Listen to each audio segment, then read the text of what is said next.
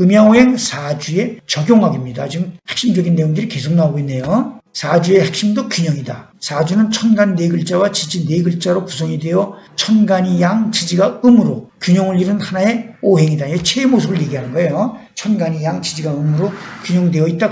그런 얘기예요. 그래서 사람으로서의 생명력이 존재한다. 그러나 8글자 각각의 모든 내용까지도 균형을 이루고 있는 것은 아니다. 이 불균형이 균형을 이룰 수 있는가 아니면 불균형이 더해지는가에 따라 기륭화복이라는 변수가 있다. 균형을 이루게 할 수 있는 오행, 즉 용행이죠. 그 용행을 찾아내는 방법, 여기서 그에 대한 기초를 짚어보기로 한다 그랬습니다.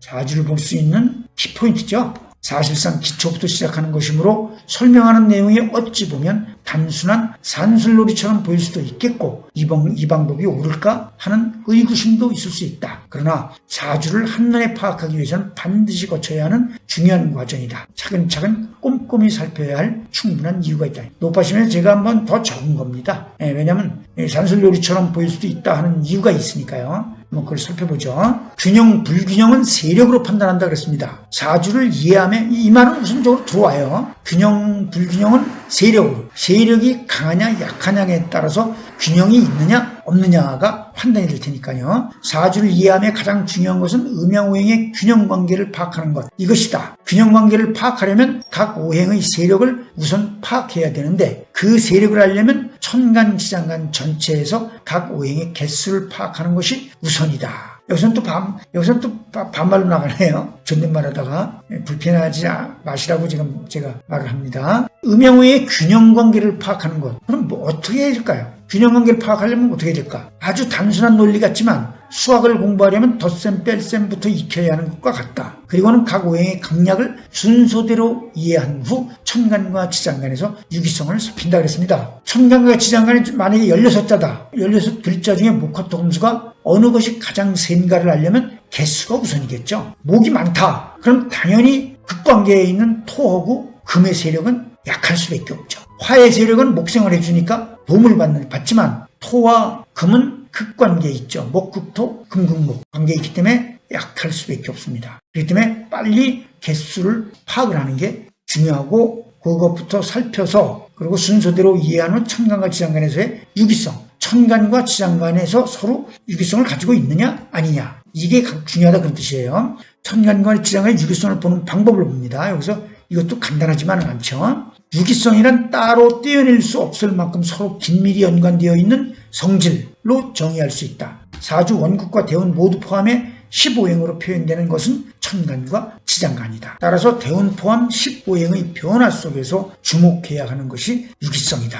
그랬습니다. 천간과 지장간의 유기성 관계 잘 살펴야 되겠다 그런 얘기죠. 이때 하나의 지지가 품고 있는 지장간의 변화가 계절 변화, 우리가 예를 때 그 관장시기였었죠. 관장시기에서 활동시기에 어떠한 역할을 하였는가를 기억하면 아주 좋다 그랬습니다. 만약에 을목은 관장시기가 언제 했었나? 춘분에서 추분까지죠. 하지를 지나서 그때에 무슨 역할을 했는가? 이런 걸 참고하면 좋다 그런 뜻입니다. 사주를 이해하는 데 가장 중요한 바탕은 세력의 과부족이 한눈에 들어와야 한다는 것이다. 그래야 차후에 다른 이론들을 응용해서 적용할 수 있고 그래야 사주 전체를 이해할 수 있다 그랬습니다. 지금 은근히 다 반복하고 있어요. 이 중요한 내용이기 때문에 그렇습니다. 세력을 알려면 첫째, 음양의 균형관계를 이해하고 음양 중에서 음이 강한가 양이 약한가 그걸 이해하고 둘째, 오행의 개수를 확인해서 세력 형성을 파악해야 하며 셋째, 천간과 지장간 오행의 유기성 및 상극합충 관계를 살펴야 한다 그랬습니다. 천간과 지장간에서 세력 형성을 할 때 유기성이 없다. 이러면 얘기가 달라지니까요. 자, 한번 보죠. 유기성은 15행끼리 이루어지고 천간과 지장간 그리고 같은 천간, 같은 지장간에서도 이루어진다 그랬습니다. 유기성으로 가장 주목해야 할 것은 같은 오행끼리이다. 즉 천간에 갑목이 있을 때 지장간에도 갑을목이 있다면 이는 유기성이 있는 것으로 보아 힘이 있다고 판단해서 세력 형성에 큰 영향을 준다는 뜻이다 그랬습니다. 이것도 다양하게 보이겠죠? 천간과 지장간의 유기성을 논하는 이유는 뿌리라는 의미도 있지만 자식의 변화가 아빠에게 존재의 바탕이 될 수 있기 때문이다 그랬습니다. 천간이 하는 일은 밖에서도 다 알지만 지장간의 내용은 밖에서는 모릅니다. 즉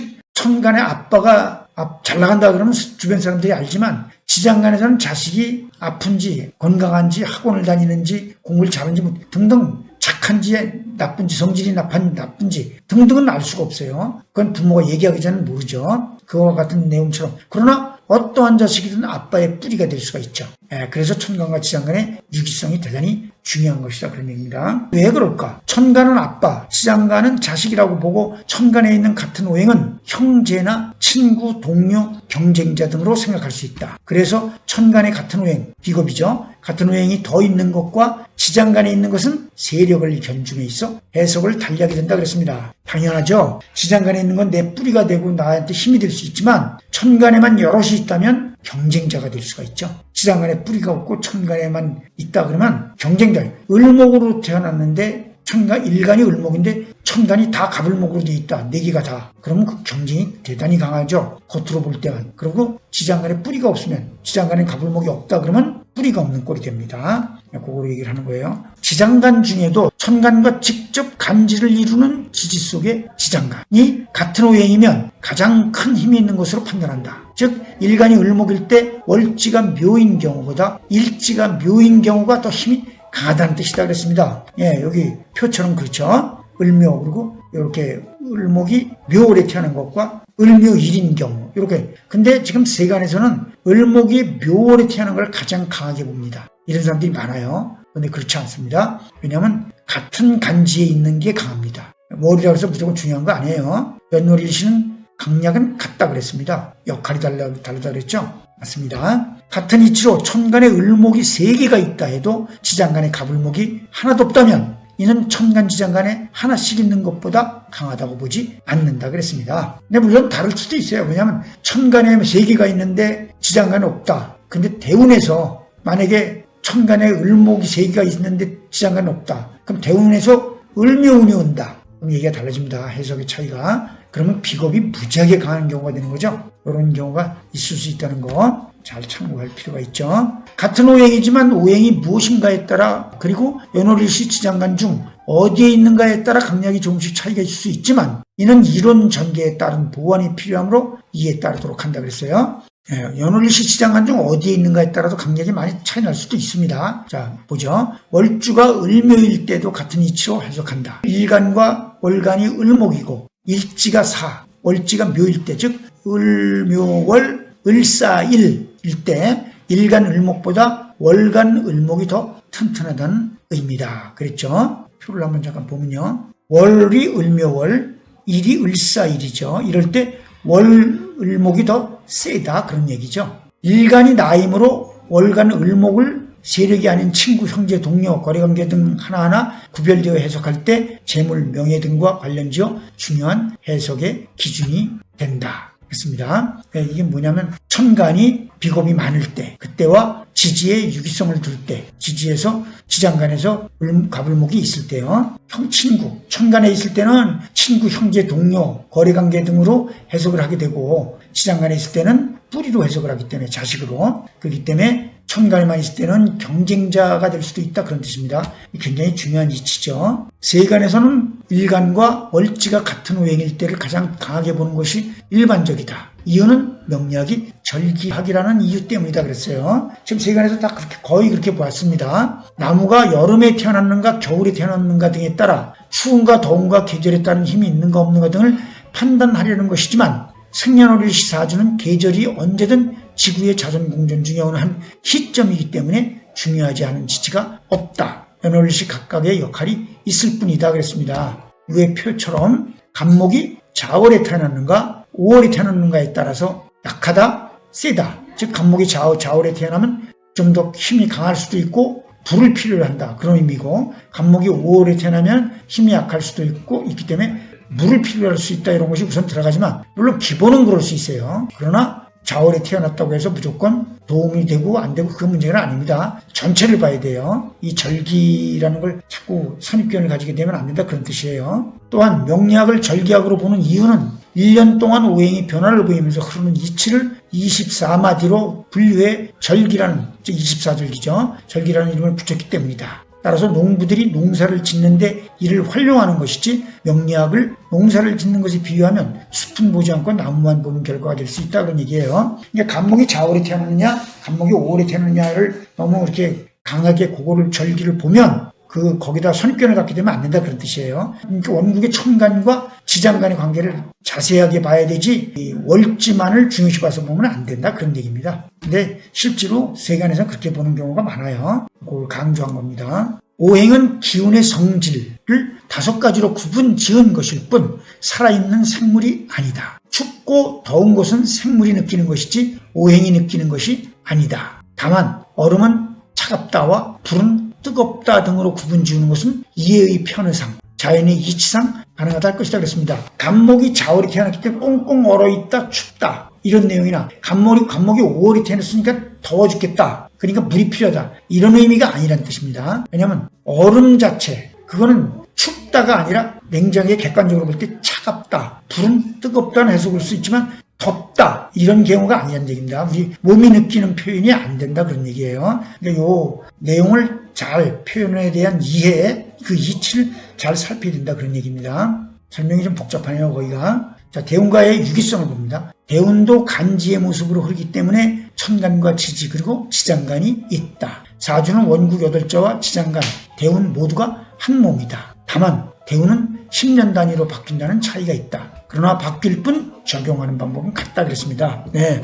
원국 천간과 지장간 그리고 대운의 천간 지장간은 그때 올 때마다 한 몸이에요. 그렇기 때문에 이 따로 해석을 하는 그런 걸 갖고 그러면 안 됩니다. 다만 10년 갈 때 경진대운, 신사대운 이렇게 10년씩 가는 게 틀려서 그렇지 경진이 왔을 때는 한 몸이고 신사가 왔을 때도 한 몸이다 그런 뜻이에요. 우선 원국의 천간과 지장간의 변화 이치를 염두에 두고 천간과 지장간의 유기성을 살핀 다음 대운을 원국의 천간과 지장간에 조합해서 각 오행의 세력에 어떠한 영향을 주는가를 헤아려야 된다 그런 얘기입니다. 우리 요행을 적용하는 방법들이 지금 계속 같은 얘기인데 상당히 중요한 내용이라서 그런지 몰라도 이건 지금 계속 반복해서 나오고 있어요. 이때 대운의 천간이 원국의 지장간에서 유기성을 얻을 수도 있고 대운의 지장간이 원국의 천간과 유기성을 이룰 수도 있다. 왜? 한 몸이니까요. 아까도 잠깐 나왔었죠. 을목. 이 3개 있을 때 만약에 대운, 을묘대운을 만난다 그러면 비겁이 굉장히 강해진다 그랬죠.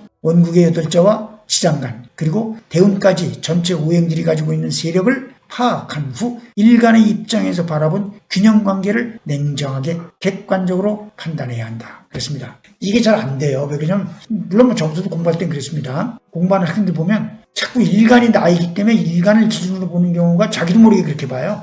그래서 공부를 마스터할 때까지 10번은 자기 사주가 변한다는 말이 있습니다. 근데 벗어나기가 쉽지는 않아요. 일간의 입장에서 바라본 균형관계를 보자. 일간을 나로 보는 이상 결국은 나의 입장에서 자주 전체를 바라봐야 하지만 나가 앞을 가리면 선입견에 의해 판단이 흐려질 수 있다. 그렇습니다.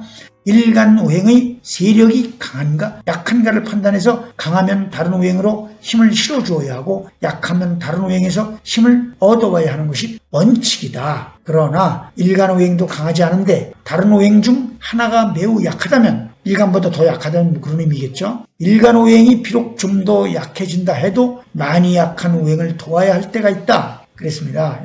이럴 때가 있어요, 실제로. 근데 참 쉽지 않습니다. 이때는 물론 나의 기중화복이 내 바람만큼 충족되지는 못할 수도 있지만 이것이 사주 전체를 균형점에 접근시키는 방법이고 나의 기중화복을 판단하는 방법이며 냉정하고도 객관적으로 판단해야 하는 이유다. 일간을 나로 보지만 사주 전체가 나임을 잊지 말아야 한다 그랬습니다. 참 중요한 내용이긴 한데요. 사람이 그렇게 되지 않더라고요. 오행을 찾을 때도 더 약한 다른 오행을 기준으로 오행을 선택하는 것이 아니고 내가 약하니까 나를 중심으로 판단하게 됩니다. 그런데 잘 살펴서 선입견을 갖지 않아야 된다 그런 얘기죠. 참 중요한 내용이지만 저도 이것 때문에 참 신경을 많이 썼었습니다. 지금 이렇게나 이런 식으로 판단한 지도 그렇게 오래된 것 같지 않은 느낌이에요. 사주 전체가 나라는 걸 잊지 말아야 됩니다. 다른 객관적인 입장에서 이렇게 보기 쉽지 않은 게 다른 책들이 전부 지금 일간을 중심으로 이렇게 해석을 해놓고 있는 책이 많아요. 중요한 걸 설명을 하느라고 좀 더듬거리긴 했어요. 지금까지가 이제 오행론까지가 끝난 건데 이 오행론까지가 끝나면 바로 이제 연결이 되는 게 뭐냐면 사주 원국을 보는 방법이 나오겠죠. 근데 이 사주 원국을 보는 방법도 제가 찍었었어요. 근데 딴에는 좀 줄여서 간단하게 한다고 그러는 바람에 좀 어렵게 표현이 알기 쉽게 했어야 되는데 제가 그런 능력이 좀 부족합니다. 아무튼 최선을 다해서 해보려고 노력은 하고 있습니다.